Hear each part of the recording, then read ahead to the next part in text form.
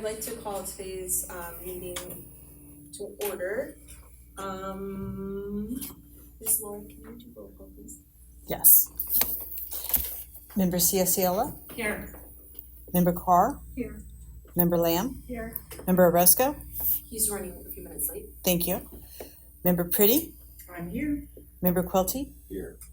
President Dami? Here. And the student board members will join us during open session. Thank you. Are there any comments on closed session agenda items? There are none. Perfect. All right, we're gonna go ahead and recess closed. All right, we're gonna go ahead and call to open session. Let's go and stand up for the pledge of allegiance, please. Salute, pledge. I pledge allegiance to the flag of the United States of America and to the republic for which it stands, one nation, under God, indivisible, with liberty and justice for all. Are there any requests for agenda reorganization? Or, no, okay, there's nothing to report off of closed session. Student reports, we have 2 new board members. Raman was able to join us at the last board meeting, and we have our new board member from YCUSD, Carmen Chima. So whoever wants to go first, you guys. Rock, paper, scissors. Highly educated about that.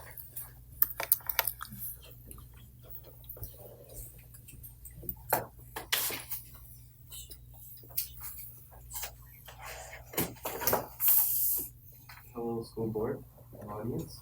So our first day of school is where I'm going to start off. It went great. The teachers loved it. The rally and armor we had, that went also great.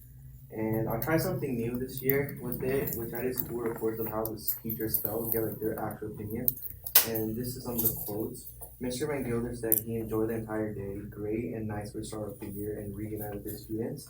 And Miss Ali, she said the event was overall successful and ASB pulled up really well. And I love the options and the food for students. And now I would like to get into the freshmen. I remember saying the freshmen were chill, but it's okay, but it's kind of crowded on campus now. So it's an extra 150 students. It's really crowded, but we have a lot more engagement with students and like a lot more participating. And we actually had our first football game, which varsity football got a win on Friday after 2 combined seasons of 0-20. They defeated a school in Sacramento 48-31, and Jackson McPeak was 11-22 with 185 with 1 touchdown, 1 NIT passing, and rushed for 277 yards on 19 carries with 5 touchdowns. His 6 total touchdowns set off his school record and was rushing 6 yards off the current rushing record. JV lost 0-46. And the theme for that game was neon. And other sports we had was varsity girls defeated Marysville 3-1 and SAC High School 3-0. Girls tennis won all 3 matches last week. Our cross country team is looking strong and is probably gonna go to state this year. Oh my god, for a cap. Roman, you were just so funny. Okay. Our school girls golf and flag football have not had any competitions yet, but the flag football team for the girls are having their game on Monday, September 9th versus Sutter. ASB, our first dance we actually had was after the football game. It was a neon themed dance go with the game. It was last Friday. It went great. We had a lot of people at the game, but the game went on for 3 hours and 10 minutes.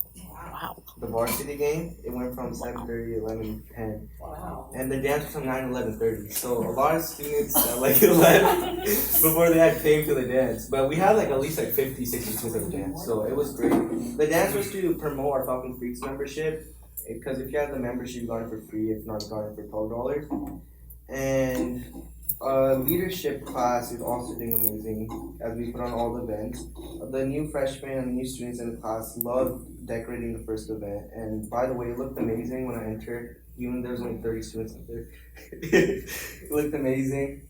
And we actually have a freshman called Sean, which is in leadership. He's a middle school ASB president at Berry, and he said he loves the class and the teachers and hopes for more events to come, like our first dance. And our upcoming events are another football game this Friday, USA team. Club Rush, which is all the new and old campuses on campus promoting their clubs at lunch. And that's all. Thank you. What day is the club rush? This Friday, Okay. Thursday. Thursday? Yeah, Friday and Thursday. Okay.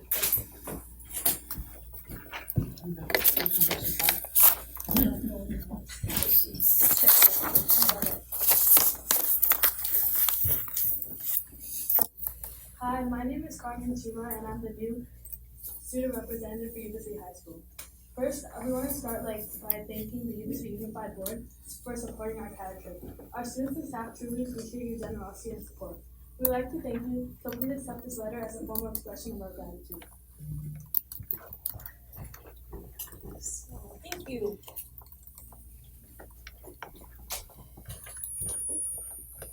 So, for our first month of school, it went really well. We had a first day rally. Our theme was tropical, and there was beach decor and everything. There was a lot of student engagement, and our students participated and enjoyed the games. For our first Friday activity, we had a cornhole tournament last Friday, and it was pretty good. It was staff versus students. I believe the staff won, but and then we had a spirit week, which was also tropical themed to tie into our rally, and it was really good.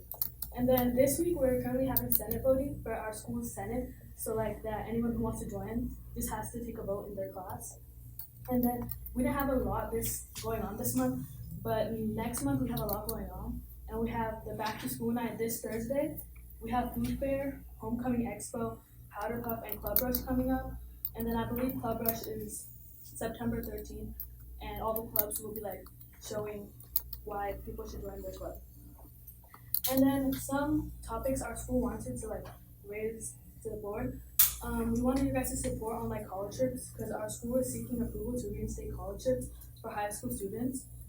Research and feedback from other schools indicates that college trips lead to increased college attendance rates and higher student motivation.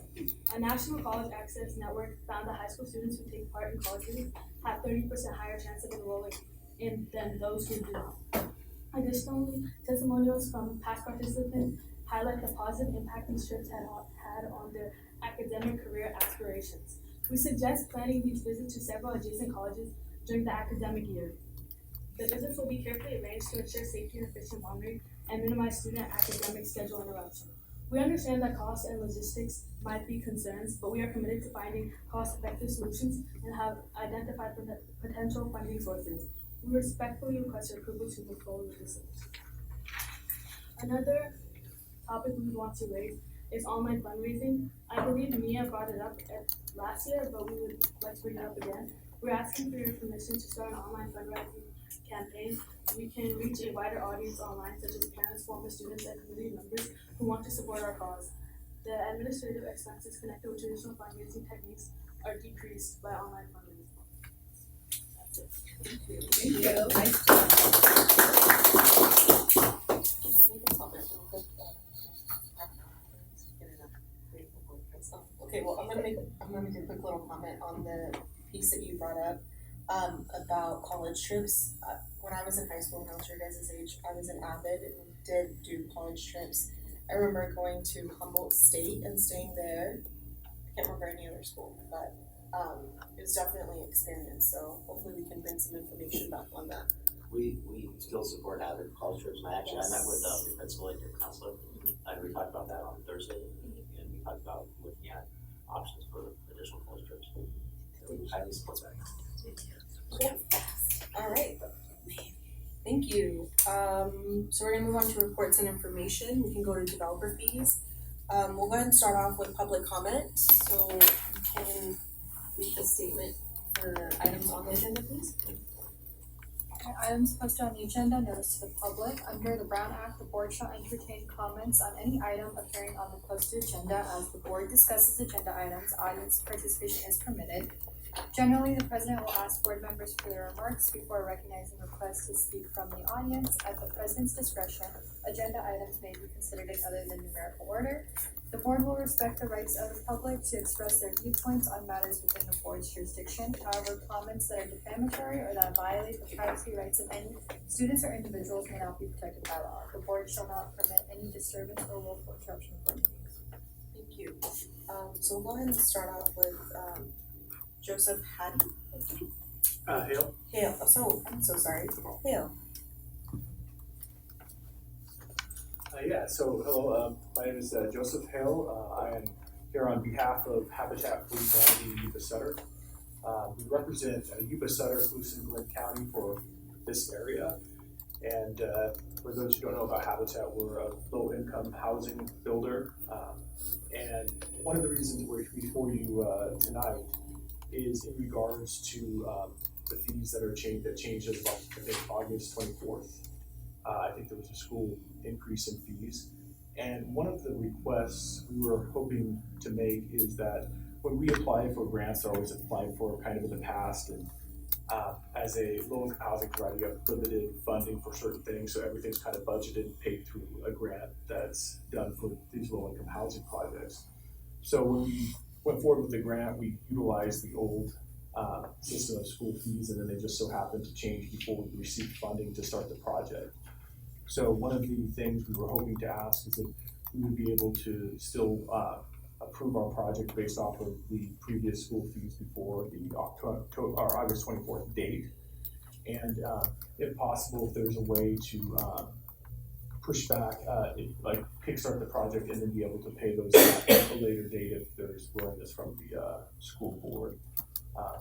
Pretty much the most effective reason is just to be able to get the project moving forward and also be able to keep within our budgets so we can build these housing for families. So the project would be 79 two-bedroom units that would be built off of Walton, New City. If no one's familiar, it's a Merrimack Village project. So that's what we were just hoping to ask today. So. Walton and what is it across? So there's no cross street up against it. It's right across the street. There was an old trailer park that used to be there. It's 428 Okay. North Walton. Okay. Franklin, I think it's close to Franklin. Yes. It's in the middle. Yeah. I think it's not one next to the Dragon Pharmacy. It's on the west, no, it's not. Other It's on side, the farther other side. side. It's on the west side. And definitely here to answer any questions if there's any questions in regards to that. And you're doing Thank you. 79 two-bedroom? Yes. How many phases? So, well, that's going to be in the first phase. Ultimately, there would be 218 units across the site, but this would be the first phase of the development. Okay, thank you. Thank you. And public comment. Yeah. We're not. Yeah. All right, and then the second person is going to be Mr. Nicolais, John Nicolais. Good evening, board. Thank you for the time on this. I'm hoping this doesn't look like 6 minutes since we're both Habitat. But I wanted to just take a quick moment and say thank you to Scott Bentley. He's been very responsive on the staff level and working with our team. Thank you very much. I just wanted to point out that this particular project is really family focused.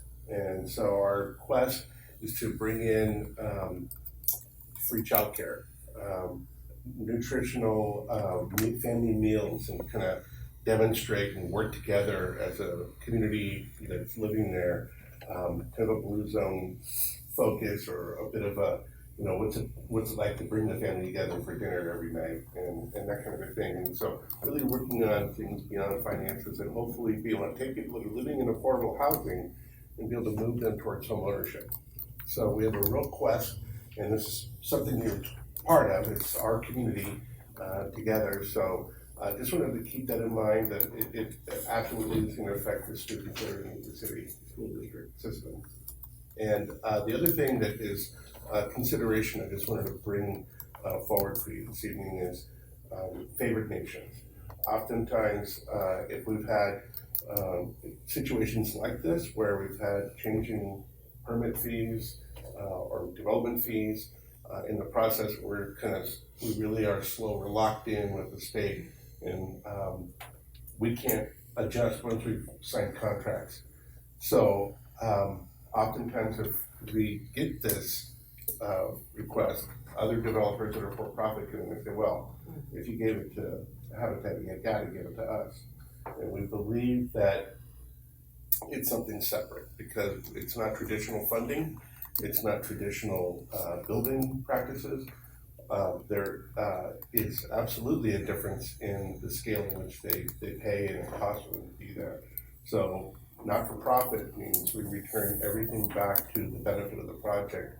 And so there's no real particular gain for our organization as it is for a for-profit entity. So it's a much different structure, and it's actually one and done. In the future, when we reach other phases, we know the new school fees, we can build that into the grant application. So that's not something we're really looking at that time. Thank you. Thank you. Great. Scott? So I will start. So we brought this as just reporting information. Scott does have some information that he needs to share on a previous project that had been approved by the board. Yeah. Oh, you did? Okay. So you have the information, and so, and I appreciate both Mr. Hill and Mr. Nicoletti speaking regarding their projects. I think what we are looking for is some clarity regarding developer fees. You've adopted a policy that was adopted on the 24th of August. Is that right? Yes, last board meeting. And so, Mr. Nicoletti has clarified that there was a change from when they applied, and so we're just seeking clarity because your policy, as any of your policies, we implement based upon what the board has given us direction to do. But then there are these exceptions that come up, and so we're, wanting to implement what the board has adopted, but understand there are circumstances sometimes, and Scott has been working with the individuals from Habitat and then also with HUD with Mr. Becerra, so wants to talk about that. But we are wanting to implement the policies that the board desires, but not have to come every time there's a request for exceptions. And as Mr.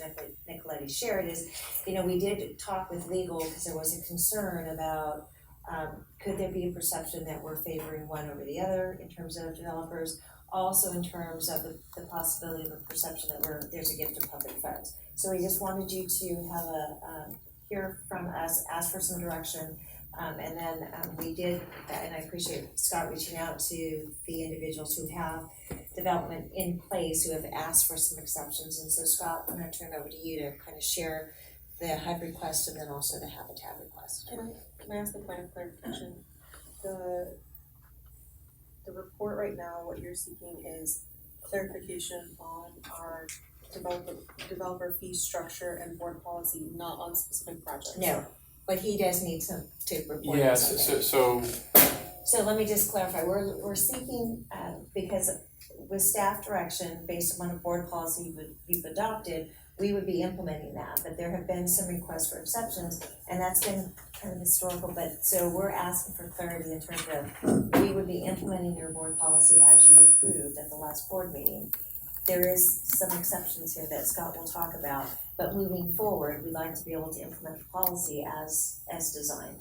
But I thought at the last board meeting, maybe I'm mistaken, we passed the board policy, but we didn't pass it. Facility fees. Two different things. Sorry. Developer fees and facility fees. Yeah, they sound the same. Sorry, I know, they do. Sorry. Yeah, that was a facility fee, and that is something still that Scott will be working on in terms of bringing back some thoughts. Gotcha. Yeah, so typically we have board policy. We would not bring, things to you that don't follow board policy, right? So that's typically not a thing. But also, not this board, but the Yuba City Board has approved staff to negotiate with developers of low-income projects, and that's what I printed out to you. I gave you just two projects that happened before my time, before your time, and one's the Richland Village and one's the New Haven, both done, with Regional Housing Authority and partners. So there's some detail on that, and we're not here discussing exactly the Habitat for Humanity project, but I want to know how to deal with these going forward. So that's really what we're looking for. I will just remind the board, you know that we have a tremendous amount of facility needs, hundreds of millions of dollars. And developer fees and Melrose fees are a small portion of what helps us, move in that direction. So I know you know that, but foregoing developer fees is difficult for us to accomplish our goals here at the school district. I absolutely understand the needs of the community, and but that just reminding you of where we are. I have a question. Go ahead and I'll go after you. Okay, thank you. I just, cause we received your report at the last board meeting about the developer fees that we have received. Was that, and then, and there was already in it, it said that there were exceptions made for those who have who are for elderly, who are, the 55 plus, right? Am I wrong? Am I thinking of a different fee? No, actually you're not. So that's Okay. that's an exception that is in our Melrose community finance districts, Okay, and it was written into the original I don't know exactly, the Melrose bylaws okay, that were approved. Yeah. I see. So that's already in there. Yes, and the reasoning behind that is for seniors that that there's no impact to the school districts, right? So There's no what? impact to the school districts, kiddos coming to schools, right? There are a lot of grandparents raising children. Well, that's a very good point, and actually that's a very good point. I mean, But I'm just telling you, that- I wasn't here, that happened, 20, years 20 ago. 30 years ago, and Right. I think that's why they did that. I see. Okay. Oh, I just, I think that we have a lot of growth going on in Yuba City right now, and very little of it is for low income. Very little of it. And I think, personally, developer fees for places like Habitat, I have, just as an example, for low income, if they have built their budget based on things prior, I think that we should honor what they base their thing on, and then moving forward, we can have that discussion. But I think, anything that helps get families off the street right now, any building that is something I think we should look at with positive ideas. The only comment that I would make, and I think this is what you're asking for, maybe no, I don't know. But I do agree, I think that, there are exceptions, and we're being presented with exceptions that are different, like each one is a little bit different, ask is different for each one. I do think there needs to be some sort of, I don't necessarily, I think that there should be some framework around that gives you guys more authority to just be able to make the decisions as they come within those parameters, and I think maybe we need to revisit what that looks like and get advice from legal so we're not in a bind about favorites and not favoritism, whatever. I think it goes back to nonprofit versus profit. Well, Yeah. Sorry, I have another question. Am I jumping you? No. Okay. Because I read your summary here on Richland Village and then and what was done previously. And you said this was before your time. Okay. And then your last sentence in both of those says no payments have been received to date. So there was a deferment, right, of 50%. And then the developers will pay 3% simple interest on the deferred payment. And then, but even those interest payments are contingent upon receipt of rental payments, right? But even that 3%, we haven't received a dime of this. So one of the projects hasn't fully been implemented, I don't think it's up and going yet. And the other one was recently, they absolutely are, do have people in the facility. So, but yes, that's accurate. What you're So stating even is when we accurate. defer it, I'm not saying we're not going to be honest with you. I'm kind of looking at that to see where we're at in the process of receiving payments, but yeah, that's correct so far. I just, even with, I understand I feel like there is a difference between for-profit and nonprofit. And people say low-income housing, but what is that threshold? I don't know. But I can tell you in these two cases if you want. sure, It's 60% of the average median income, I believe, is what the okay, 60% or below. so, okay. But at the same time, like, once we defer it and there's no payments, we already have done what we already answered that and had I mean previous boards, and had a favorable response, and yet there was nothing baked in where it was like, okay, and you will get your payment, and that seems wrong. Am I wrong? Am I misunderstanding? I mean, you said like one of them doesn't have people in yet, but one of them does. So I will also say that we on that we do have a structured loan agreement, and there's a lien on the property. I mean, there's some security there. Okay. But yeah. okay. We are subordinate. I think we're probably the least subordinate on the property. The other agencies are above us. But yeah. But it's like an inch and a mile thing. It feels like. Am I misunderstanding? I get what you're saying. Like, we should have gotten half of the payment already. Is that what you're saying, essentially? Or something. We haven't gotten anything. Right. I get that. But like moving forward, in my opinion, maybe like these are different developers, right? Right. So like when we develop our policy or whatnot, I mean, maybe we structure that or clarify that with the attorneys to where there's safeguards for us as far as repayment goes, since we've gone through two cases where, for lack of a better word, like they haven't paid us, right? Well, to be clear, the no payments received is just for the deferred 50%, That's correct. right? Not the original 50%. That's correct. So we have received the original 50%. Oh, just wanna okay. clarify. Well, and I think that is something we need direction on, because sometimes in the past, some of the requests have been many years of extended deferral, and 50 years, I don't believe any of this was Right. And so I think it's one of those things also is what's reasonable, and then how do we ensure that the district is receiving what it is entitled to based upon whatever agreements are made.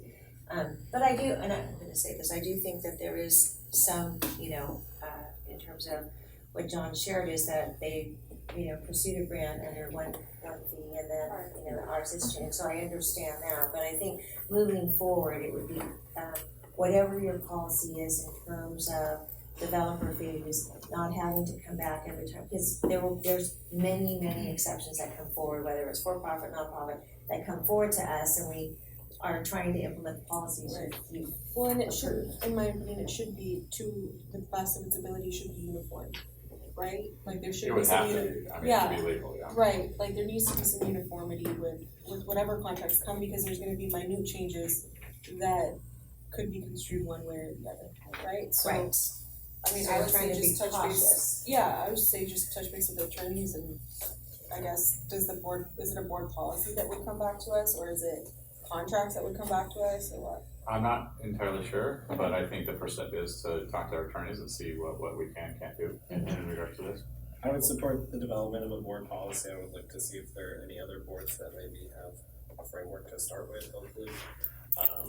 And then also, I think we would draw a pretty strict line between nonprofit and for-profit, and not entertaining the requests from the for-profit developers, because whereas we can understand, discuss how the not-for-profits work aligns with our mission in some way in supporting our families and students, I think we could agree that the for-profit would not align with our mission. Yep. Perfect. Fantastic. Yeah. Oh, well, it's on the consent agenda. Okay. I can pull that if you guys want to say something. I don't know. Oh, okay, fantastic. All right, enrollment report, Mr. Kuzma. Oh, sorry, just kidding. Oh, it's like, Just kidding, sorry. We're doing public comment first, and there's public comment. I'm so sorry. Okay, Jessica Breeze. Sorry to.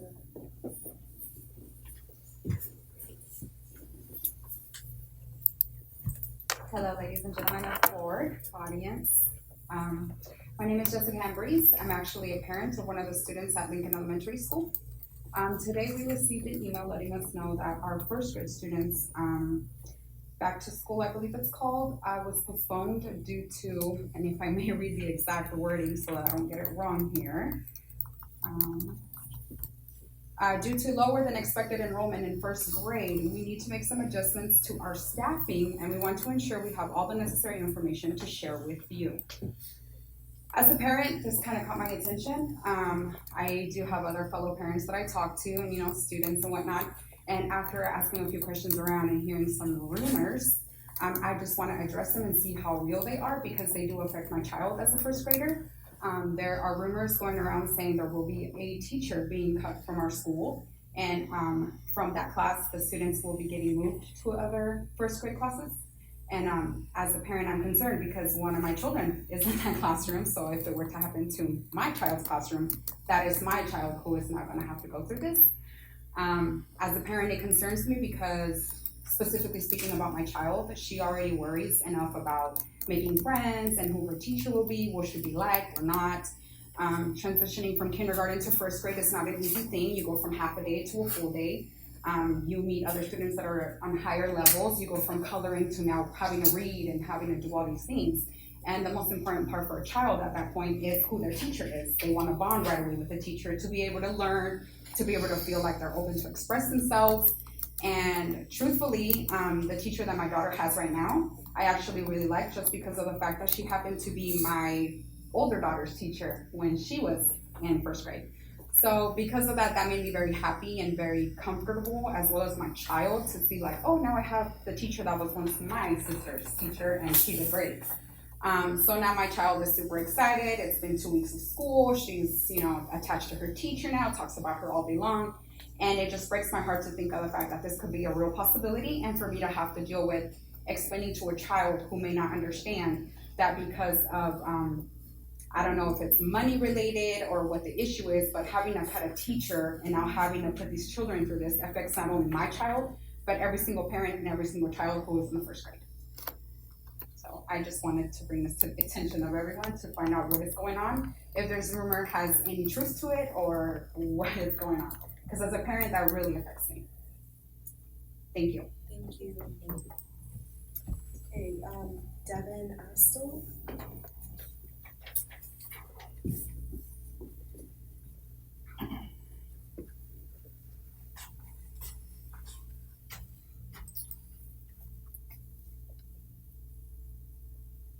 I'd like to start by saying that I have been in the school system since I was kindergarten.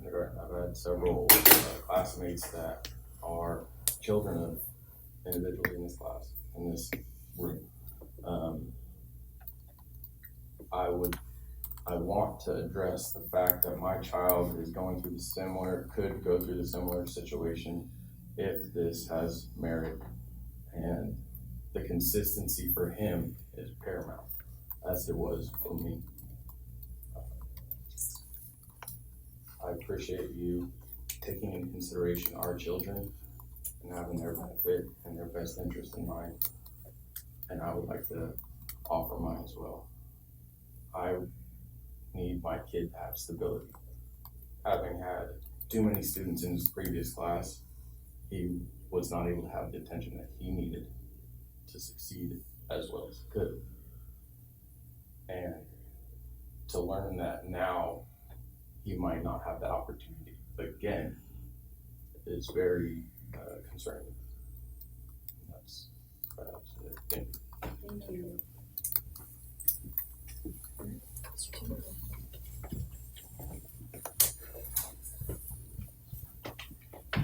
Good evening, school board, staff, community, audience. I do want to mention one thing, back to your student report. In the SACB, there's the week 1 player of the week. In the SACB, you can actually go for Jackson. So I would highly implore everybody to go on later. As many times as you want to go for another player of the week. That'd be great. You're doing a really great job on this game. So awesome. So I wanted to just briefly talk about, there's some small packets in front of you. We provided the enrollment numbers by grade level based on request by the school board.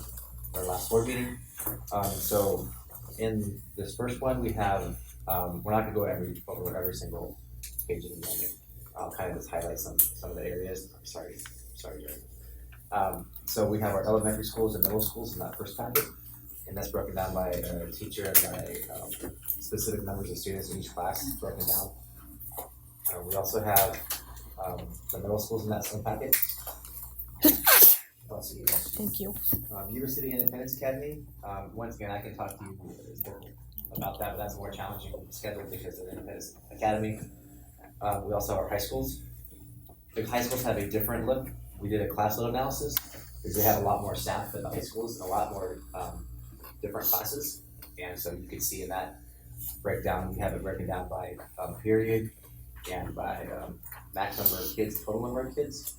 And it's a little different because River Valley's on semester schedules where we have the fall semester here, and then we have the year semester for Yuba City High School. And so as we talked about briefly, it's day 10 of our instruction, and when we start school, we look every single day at our enrollment numbers on one hand, and then we look at our attendance, how many kids are actually coming and sitting in their seats. And then we actually have our site administration, our principals, working with our site secretaries to seat counts in our classes. Like, I actually don't count kids in the classes, so we have a hard determination of who's actually showing up. So we do that for actually this is day 10. So we do that every single day, and then we compare that based on our enrollment numbers. And so those, as you can imagine, we talked about absenteeism in our school district, and so the numbers you see now are day 10 numbers. We did these packets this morning. I was just seeing the numbers on Friday, but I wanted to be more accurate on our day 10 count.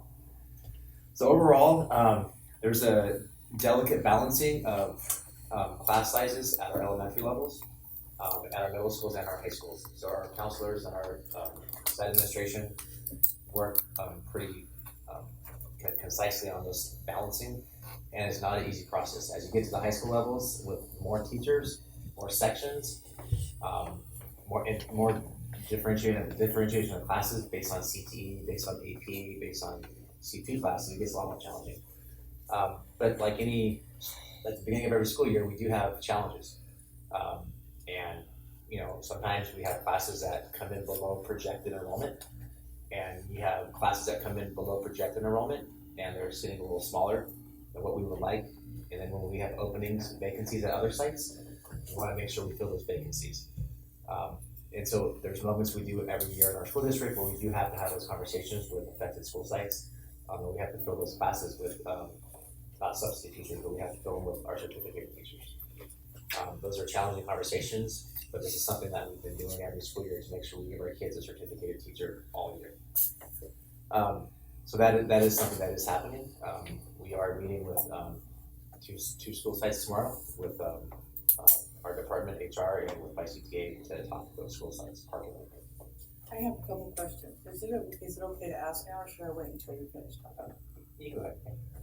Okay, so I've had both Lincoln and Park brought to my attention, and I'm looking at these numbers, and you say you created these packets today? These were printed out today. These are the enrollment numbers? Yes. For today. And I understand there's a difference between enrollment numbers and attendance numbers, okay? But if I'm looking at Lincoln, where we currently have 4 first grade classes, correct? Yes.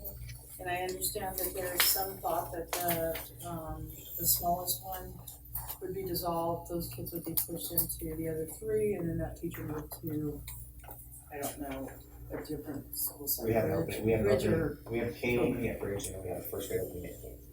Okay, so I have a couple of real big concerns about that. One of the things is I understand that at Lincoln, there are a few students who have some pretty severe behavioral issues. And last year, the kindergarten teachers knew this and were very careful to place them apart from each other. If one of these classes is dissolved and the kids are pushed into the other classes, then we're keeping one class full of more problems. I'm also looking at 18, 18, 16, and 17. If you take the 16, you're going to have 5 go to one of the 18s, so make it 23. 5 go to the other one, make it 23, and 6 go to the 17, making it 23. Which doesn't sound like horrible numbers, but when you're dealing with first graders, especially if you've got kids who have some pretty severe behavioral issues, that's a huge issue. Okay, so that's the Lincoln issue I was looking at. And then at Park, I'm looking at the kindergarten classes. You have 4 kindergarten classes with enrollment at 19, 18, 18, 18. Kindergarten is herding cats, and I have nothing but the utmost. I don't think there is a teacher in this world that works harder than a kindergarten teacher, especially at the beginning of the year. To push those, I mean, you take 18 and you divide them into 3 classes, you're looking at 25. I mean, you add 6 to each of these, 25, 24, and 24. That's really large for kindergarten, especially at Park Avenue. My other question is, if you've already got them there, Park Avenue also has a tendency to get more kids coming in later in the year, migrant kids that come in. If there's no room, are they going to not be allowed to go to the school in their neighborhood because it's too full, because we've collapsed a class? Those are my big concerns about these. I have some other concerns about high school, but I've looked at the high school numbers and I'm not as concerned about those right at the moment. YCHS chemistry and RV math looks kind of high. Some of the general admission English classes look a little high to me, but my biggest concern are these 2 elementary schools, Lincoln and Park. Yeah, the Park Avenue, their actual attendance or seat counts, this is enrollment, their seat counts over the last 10 days has been significantly lower too. So we had consistently 15 kids in those classes attending, which isn't saying they're not gonna come. Right, and I understand that, but I also understand the families that typically go to Park, and sometimes attendance is not always their top priority, especially at the very beginning of the year. They may be coming because, like I said, there's a large migrant population that goes to school at Park and at Bridge. Shelley, one of the things also, and I think that there's no perfect solution when you're looking at, because these class sizes go from, your class size averages are 24 to 1, TK through 3rd. I think some of the challenges in terms of balancing this is that you're going to have grade levels that are higher and lower. The only other solution would be is to form combinations, and that would create literally combinations up and down the whole grade levels. And so that's one way also of addressing some of these highs and lows. But the board had given direction, we're trying to limit combo classes at school sites to no more than 1. But certainly that's also something, I mean, we can reduce those class sizes across the board, but it would require us to form combinations at every single grade level. So I think it's some of those things that we're trying to balance, either combination classes better or lower class sizes. And again, we're trying to balance, but again, keeping within the 24 to 1. It's not ideal. And we still have some teacher vacancies that we're trying to fill as well. That's the crux of the matter, I believe, because we weren't able to hire teachers for these schools that need another teacher. King and what's the other one? Bridge. King and Bridge both need another teacher in those levels. And but I just don't think that our inability to hire teachers for those schools should mean we collapse classes. That seems small. No, that wasn't the only reason. So there was I know a it's number. not the only reason. No, that wasn't the only reason. And so there were a number of reasons why there still are some openings right now. But the other thing also is you also don't want to overstaff. And so if we had left things as is, we could potentially been overstaffed. So it is one of those things that there's not a perfect solution. And it's unfortunate because I know this is hard on everyone. It's hard on parents, on staff, so I understand that, but Yuba City Unified's been doing this for years in terms of waiting and having to make some adjustments. And it is, trust me, I've gone to those staff meetings, I've gone to those parent meetings, and it is hard on everyone in terms of the change. So I think that, we're looking at the numbers. We've made some, we've had some conversations with administrators. Some of them are may have to form combos, because again, there's some class grade levels still that I'm concerned about, and it will require forming a combo. Well, the teachers don't wanna do that, so I don't know what the perfect solution is, and we're trying to navigate, what's gonna be the lesser of two evils. I do, I understand that, but I just, I don't understand. I don't know that unless the classes are like at 10, I don't really think you can overstaff kindergarten and first grade. I mean, those grade levels are so absolutely fundamental to whether a kid becomes a student or not. If you lose them there, you never get them back. So in order to keep those class sizes lower, recognize them as second and third will be higher. So you're gonna fix that balance of 24-1. Can I just speak to it real quick? Like, to me, I think there is another solution. I think it's to leave it as is. I mean, that's the other, we either leave it as is and have the vacancies, and we fill those vacancies as people apply, right? For the two, like King, where did you say the vacancies were? Sorry. King and Bridge, right? There's two, correct? Yeah. I get that we don't have teachers in our back pocket, Scott, but at the end of the day, that's been an issue that we've had for many, many years of hiring and retaining, and we're working on that, right? But when it comes to these class sizes and whatnot, I think that the other option is you leave it alone, or we can make the adjustments and reshuffle and whatnot, but that's still an option as well. I get that some of those classes may be lower in numbers or whatever, and there may be some fluctuation that needs to happen afterwards. And I get that we've done these changes in every single year that at least I've been on the board where we've had to make those changes. It hasn't been a fun conversation, like you said, Dreams. It hasn't been a fun conversation, so why not make the change this year? Are the classes that are needing teachers, are they filled daily with subs? Yeah. So those students are suffering because they don't have a set teacher. Correct. They could have a different sub every single day. As a parent, I wouldn't be happy with that. So you gotta look at both sides. Well, we can also offer long-term positions and things like that. I mean, I don't know if that's Especially something that's on that. especially for the younger kids, that's not the same. I wouldn't wanna, I'm just saying. Well, I mean, a long-term sub, or somebody that can run a sit or a pit, right? I mean, there's options in that regards. That's out of my expertise, and I'm sure that Forrest has been looking at that or whatnot, but and I just wanna, and Shelley and I completely understand in terms of the critical years, and it's, TK through third, but what you just said in terms of TK and first being the critical years, then are you then saying that we're gonna, in order to keep the 24-1 and keep those grade levels lower, we are going to have to increase second and third grade above 24. So there's a trade-off that you have to understand in terms of if we're gonna do this. And why does second and third go up? Well, because if you're wanting to keep class sizes lower at the K and first grade levels, so because or you're gonna have to increase your staffing across the board.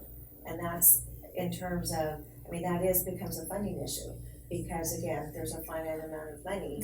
And so I completely, but I'm just saying, if we were to do that, keep within our staffing ratios, then second and third grade would have to increase in size to keep K and 1's lower in enrollment. And I'm not saying that's. They'd go over the 24? Well, you can, because it's an average of 24-1 across TK through third. Averages don't. Well, for funding purposes, it I does. Understand that, but for reality purposes. Right, but I'm looking at it, in order to keep our funding as is, we need to make sure we're within that 24-1. So, I hear what you're saying. I have a question for Tino. Yes. You know how I love stats and statistics. I love it. All right. I'm wondering, has there been, because we get the cast, et cetera, once that finally comes out, segmented by different things, but I've never seen it segmented by class size. Like the test results of students who are in a class size of this to this or this to this. Does that make sense? Like we get it segmented, test scores regarding the melanin in their skin, right? We get test scores segmented by whether or not English is a first language or, or foster, right? Okay, but I haven't seen one yet. I know we can access the test scores per site and even per grade. But I've never seen one where it's like, hey, these are the test scores and this is the average class size of the students. The average test score for students in this class size is this.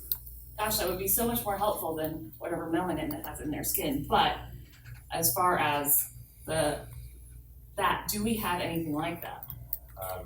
But that's not, it's not saying that's not possible to gather, it's just we have to be, instead of work with somebody to.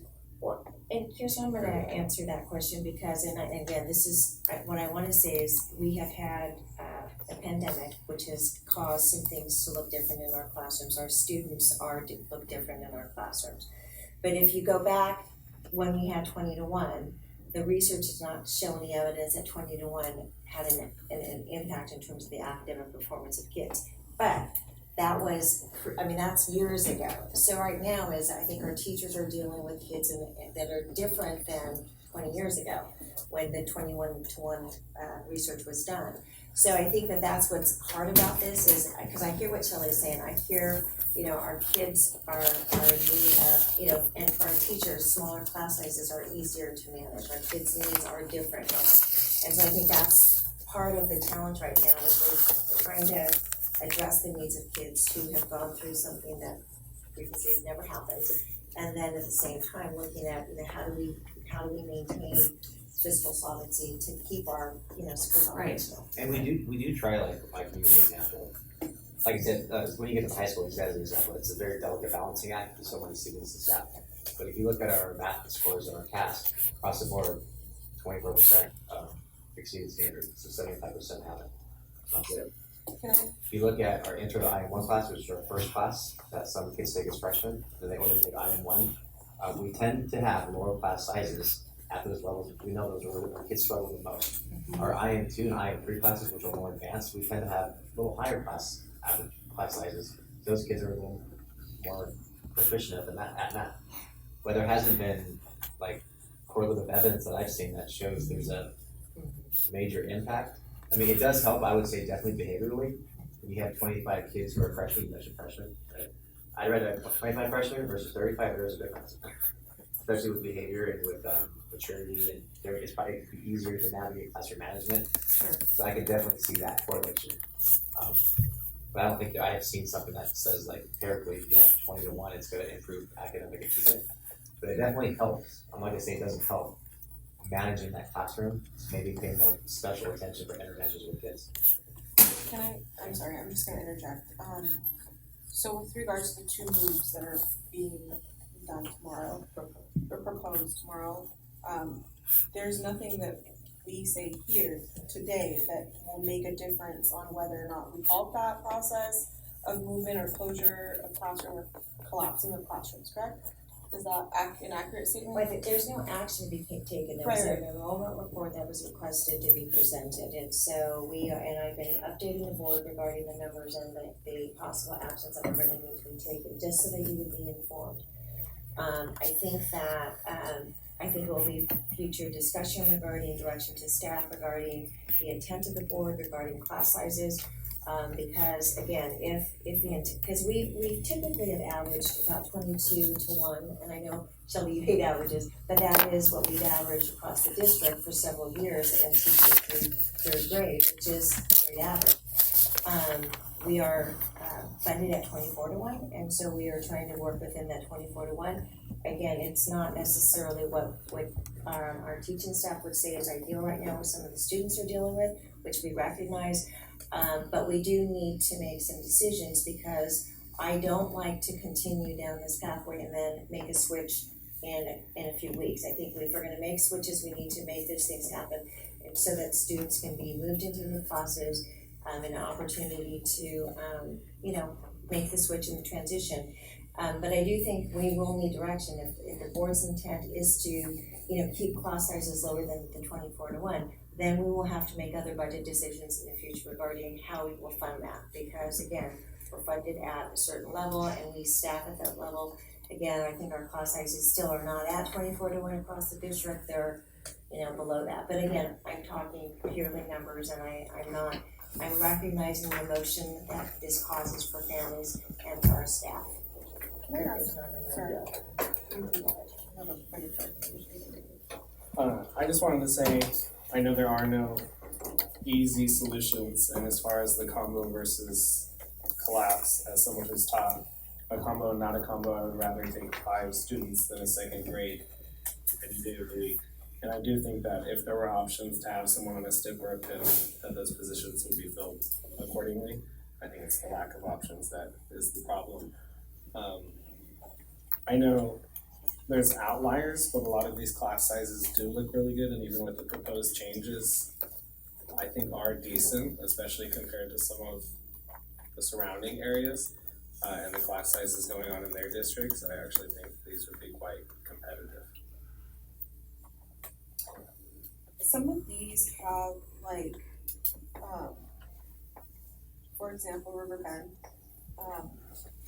If you look at teacher 218 for the TKK, can you please explain to me, like, they're listed twice, but their class sizes, I mean, when I'm looking at this, the other 2 teachers for the kinder class are 29, 28, and then you have one that's 5. And it's a special ed teacher. SDC. It's an SDC class? Okay. And then those kinder numbers are split in half because they're half day.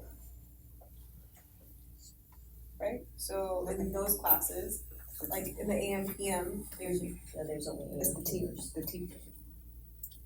There's not a PM kinder? There's only 8 teachers in the district. Oh. Then what do you have in the PM? They do intervention. Oh, okay. I just saw these numbers for Riverbend. Elementary, the kindergarten has 29 and 28. Correct, so if you look across the board, you look down and he's got 22s in first, he's got 19, 18, and 19 at second. So we've spoken to Principal Jenkins regarding the solution he needs to work with staff regarding this is one where you may need to follow a combo somewhere in order to address the kinder numbers. And why is there only 5 students listed in? It's a special day class. That's a special day class. So that's what I talk about when I don't like averages. Because you put that 5 with the 29, 28, it brings the average way down. We don't include special. We don't ed classes. include anything else. This is just a report of the school. But you're right, the second grade brings the average down because it's sitting at 19s and 18s. Right. Well, then there's an 11. Is that special ed also in 4? Yes.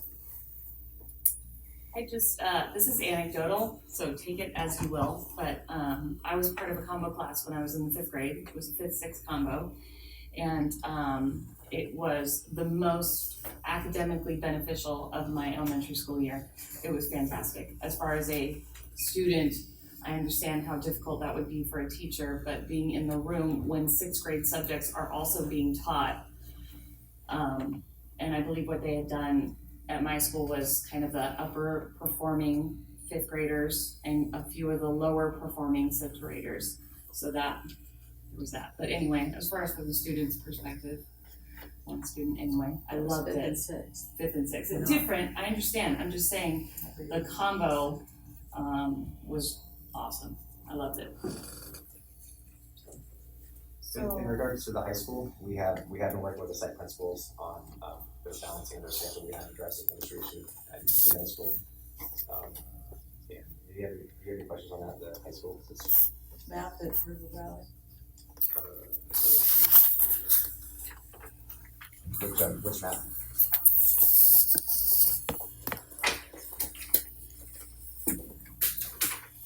Who's the teacher? So I am one at River Valley. Seems the average seems pretty 29, 28 across the board on Okay. Maybe my information is incorrect. Integrated 2 is a little higher. I'm sorry, what? Integrated 2 is a little higher, so is integrated 3, but integrated math is really low at 22 and 25. Getting basketball is 42.5. Let's talk about that, okay? Okay. One of our student board members. So, I'm not gonna lie, at RV, as me, as one of my classes, my first period we have way too many students, second period we have way too many. My third period, it's leadership we have 50, that's normal, but my fourth period we have too many students. I don't know why, and mean, they're sophomores and juniors, but there's like way too many of us in one class for the teacher to get around to every student. Can you tell me what subjects those are? Okay, so my first period is law enforcement, and there's only supposed to be 19 of us, but I think there's like 29 of us in there. And my second period is English, and we had to get extra 2 desks. I think we have like, I'm not sure the right number, but I think it's in the 30s.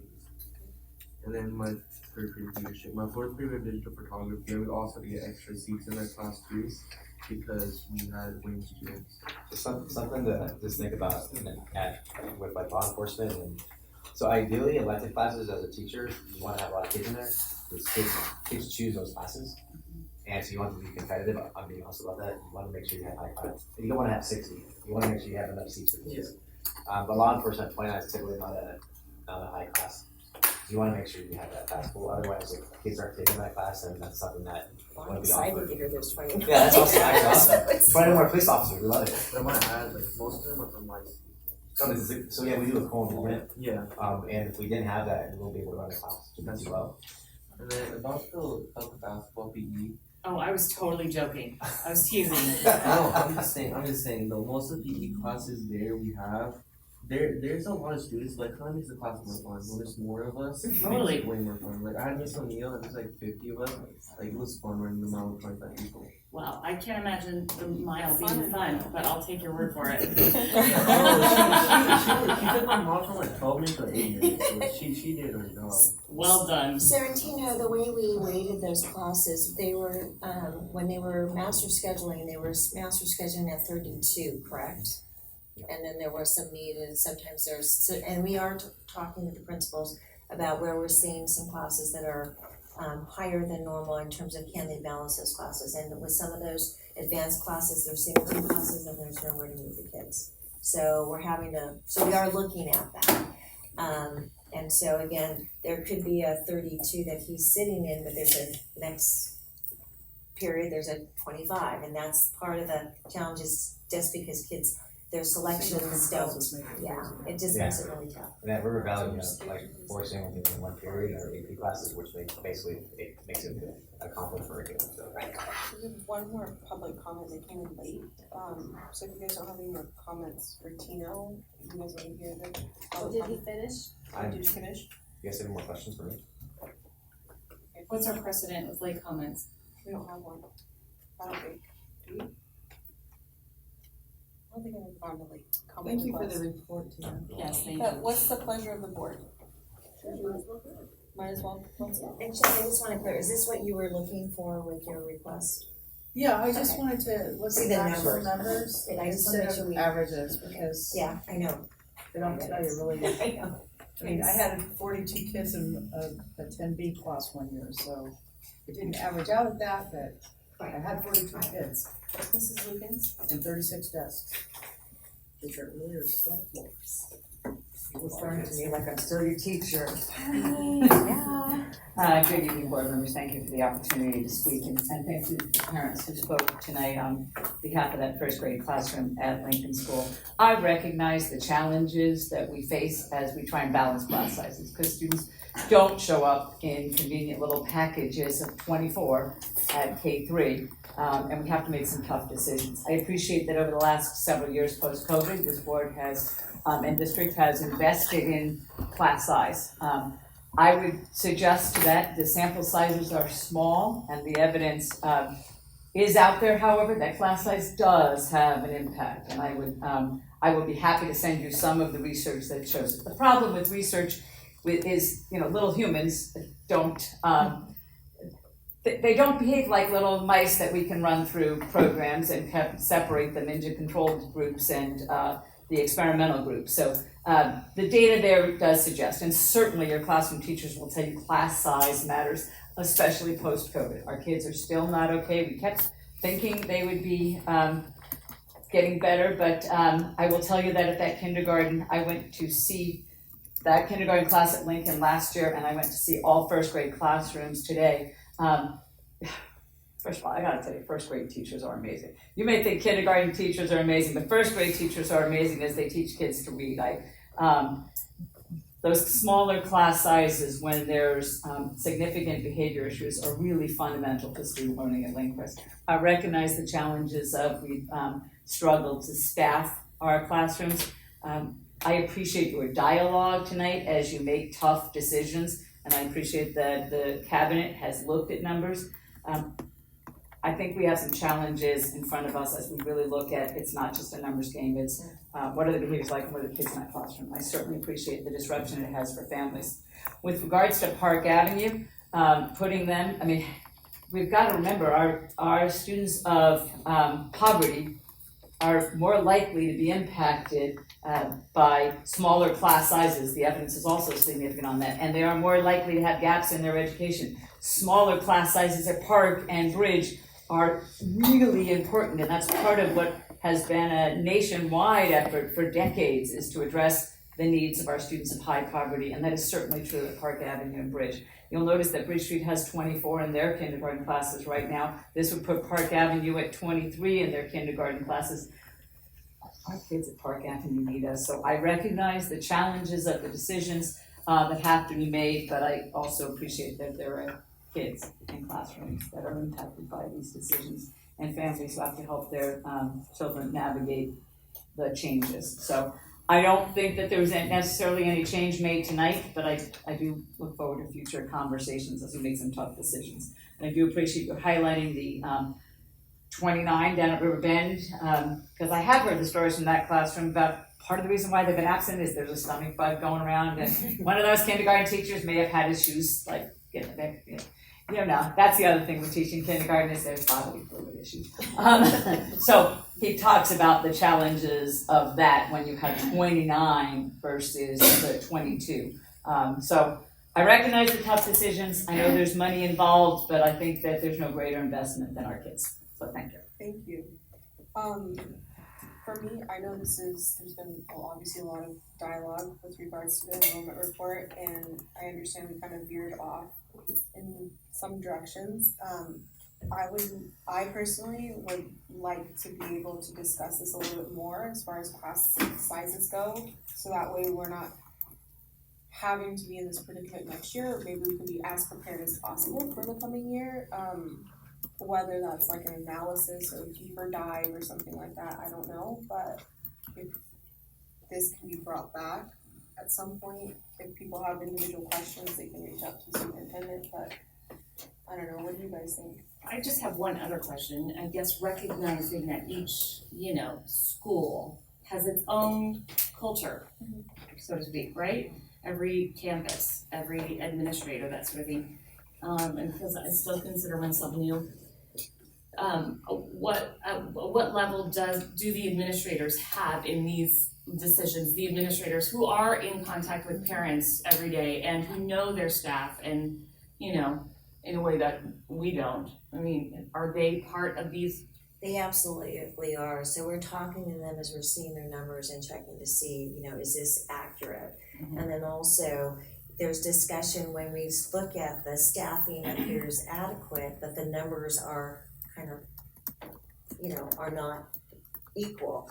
And so many of the principals will go back to their staff and talk to the staff about class sizes. Do we want to keep 26 and 27 at second grade, or do we want to form a combo? And so the staff work with the principal to make those decisions because, again, they know their kids, they know their, right. And so, and that's the conversations with some of these numbers that we've said, when you look at River Bend, you've got K numbers higher than 4th and 5th grade numbers. And so Principal Jenkins has a little bit of a puzzle to look at, but that's some of the things that they have to consider when they're looking at this, because it is, great that we've got 29 kids in kinder at River Bend, but you've got 26s at 5th grade. So there is that balance that he's going to have to look at. So yes, okay. So both Brian Brown was aware that, and we were talking about his numbers. We've been talking to Principal Aguilera regarding his numbers. They were not surprised we were calling them about their numbers when we called, because they saw that they were not getting the enrollment that they had anticipated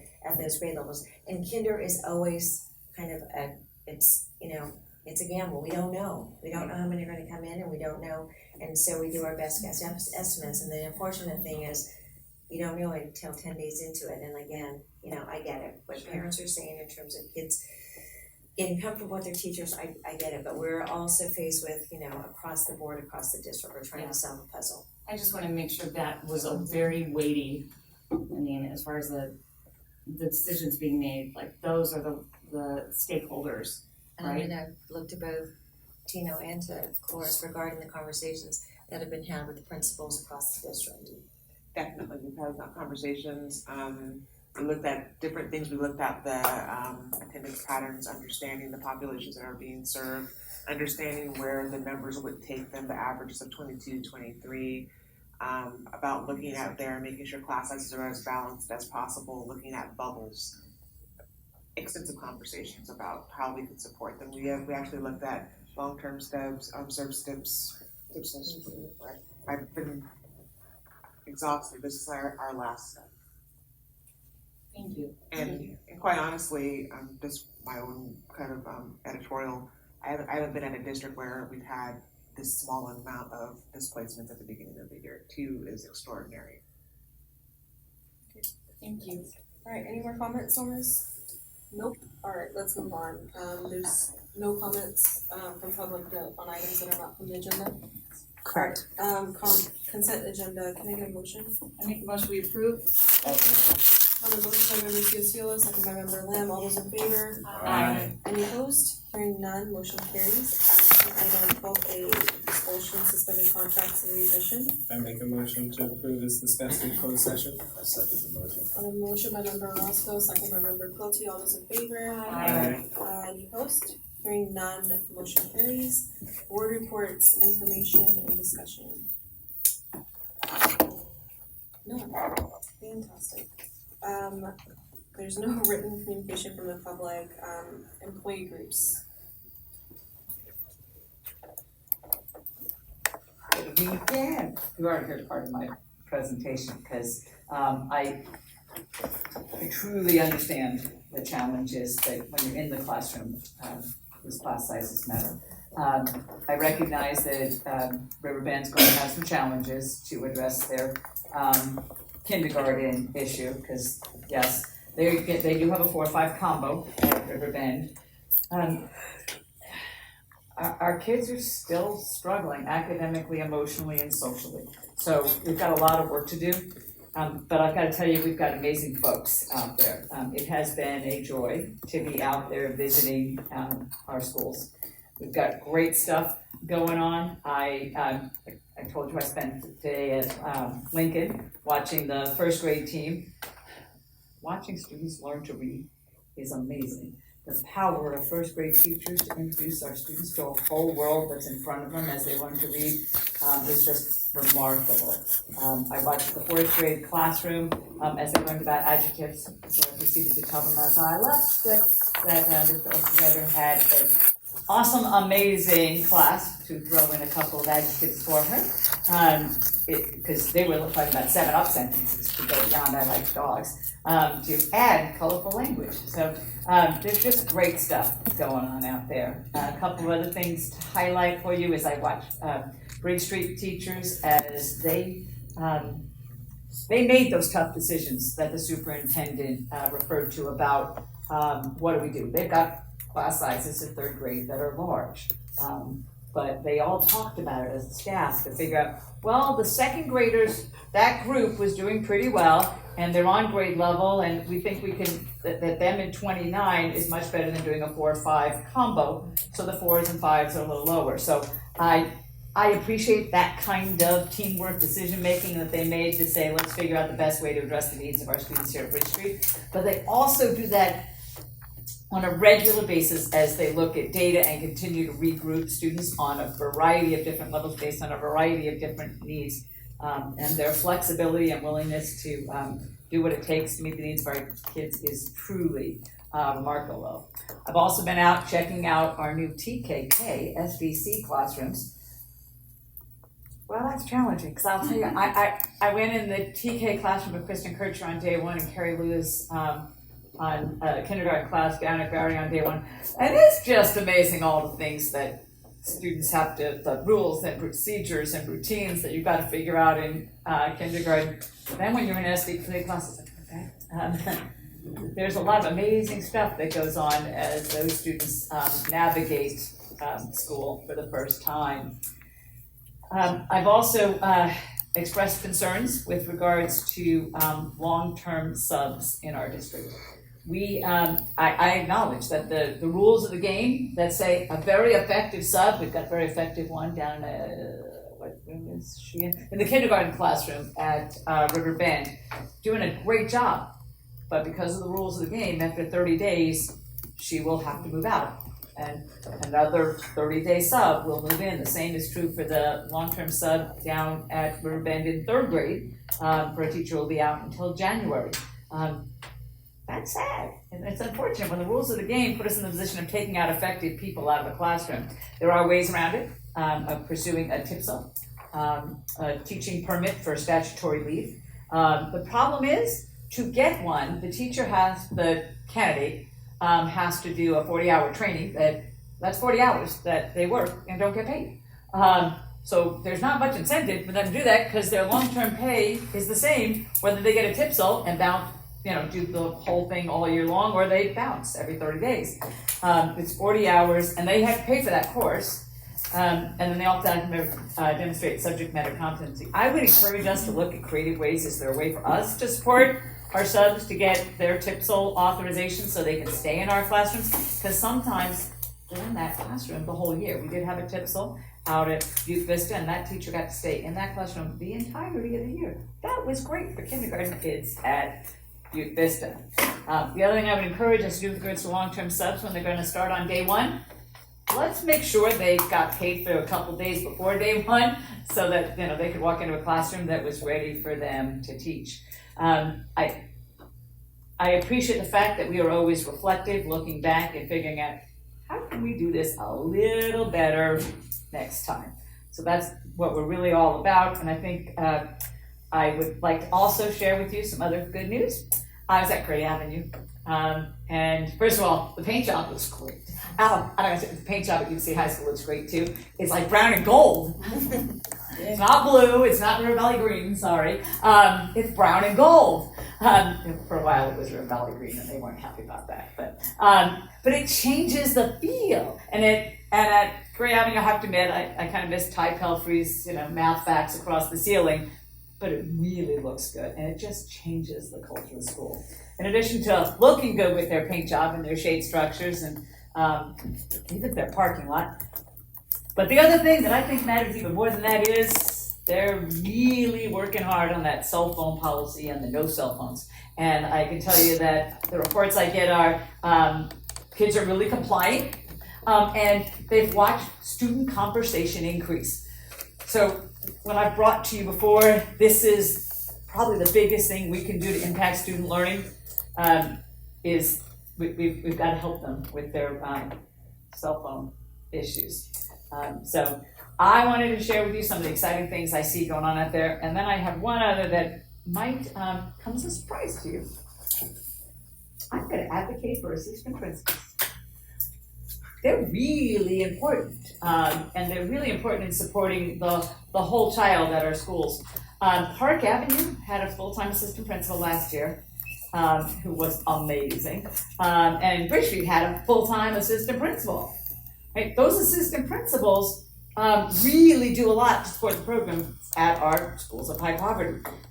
This year they're half-time, and I would really encourage us to look at, is that the best way to serve students? I don't expect any changes this year, but over the long haul, I think that when we ask folks to split to work at 2 different sites, it really is challenging.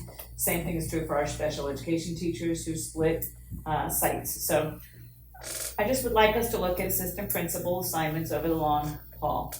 And then finally, our greatest challenge right now from classrooms appears to be technology. And our connectivity, our students' abilities to log in on their Chromebooks, some students being able to log on their Chromebooks and how long it takes them to get help. But I understand that we're working to address those, but we've become tech heavy. In that first grade classroom I was in today, she was very good for phonemic awareness and pressed that smart board and the spinning thing. But she punted, she did great. She could still write with a marker on a board, so. but we've become tech dependent, so it's really critical that we keep our tech up and running. And finally, I'll close with my 100% release from the classroom. While I miss the classroom, it is amazing to be out there and watch our folks at work. Watching teachers in the classroom has been just wonderful to get to see. My commitment to Yuba City Unified remains the same. It always has been. This is home. This is a place I'm committed to. And now I get to serve all of our folks here at Yuba City, so thank you. Thank you. I'm Mercedes Jordan, and I'm representing our classified employees. And I have to say, Dina, that was totally unfair. I'm really, really jealous, okay, because I don't get to go and search out these classrooms not as much as you do. I'm going to start with a little bit of me time. First of all, cell phone policy, I agree. It's working. There's so much less problems. My suggestion would be, though, let's invest in digital clocks, because our students don't know how to read analog clocks. And number one, that's the reason why they take their phones out of their pocket to see what time it is. So we can, am I right? Am I right? You don't have to admit it. You can read Don't a you clock. see people like, you know, why they're I see some people. Yeah, right. Yeah, So digital clocks would save a lot of phones currently going to the office, because I took one today because they had to check their time. Okay, well, I didn't take it, I took it to the office. I am a paraeducator in classrooms. I'm a special ed paraeducator. I'm supporting special education students in general ed classrooms at Yuba City High School. I support every student in that classroom. Of course, I pay special attention to my special ed students that have IEPs and that sort of thing, but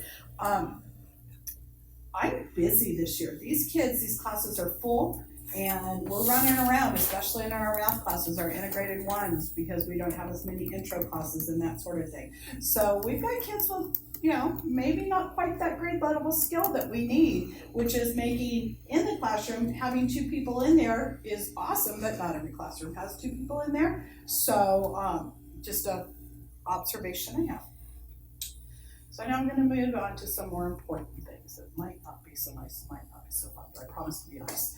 First of all, this is our lovely contract. We finally got it printed, got it all cleaned up. We're happy about it. Now I need our managers to follow it. Okay? They need to read it and they need to follow it, because when I get employees that call me and say, I was called this morning and my hours are changing and I have to start tomorrow, 3 hours later than what I was supposed to, that's a violation of this, okay? Not okay. Imagine, I know that there's parents sitting out here on the board, or people that have been students, all of a sudden your world's turned upside down because you can't pick your kindergartner up from school because you had your lunch all arranged in this time spot that you're working, so you can pick your kiddo up, take him home, get back to work on your lunch hour, and now all of a sudden you have to be at work at the same time your kiddo gets out of school. Tomorrow, from today. Not okay. So we really need to do a better job. Classified employees do not feel valued. And I know I've said that before. But this is one way we can feel. We understand that things have, you know, we have to work within the parameters of the district. We have to work when the district needs us to work. But honoring those basic courtesy, I mean, I shouldn't even have to write something in a contract saying that you have to give a 15-day notice.